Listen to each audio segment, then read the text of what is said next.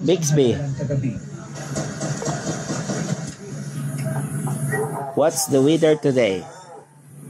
Nagulantang ang mga residente sa isang bahagi ng barangay sa Gonsogan. Today in Davao City, it was cloudy from 12 a.m. to 3 p.m. with a high of 33 and a low of 25. From 3 p.m. to 4 p.m., Bixby, it was stormy. Hanggang ngayon, can you play a beatbox for me? at bakit nakarinig ng pagputok ng Bixby, malapit sa mga polling center?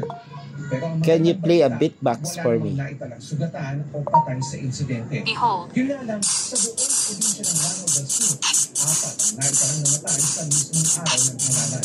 Isa Thank you, Bixby. sa barangay Wawalayan, Caloocan sa Marawi City. don't mention it. Pananaksak Bixby, naman ang ikinamatay ng isa sa bayan ng Maging. Habang Bixby, sa bayan ng Bayan, patay sa pamamagil ang isang tumatakbong konsehal at kanyang kapatid. hello. Ayon sa pinsan ng biktima, nagkaroon ng kaguluhan sa kanilang lugar dahil Good evening. sa mga The flying day is dito. done. Bring on the night. Sila, nagsuntukan. Bixby, Alam itong dalawa na mayroon parang nangyari. what is palaiyot?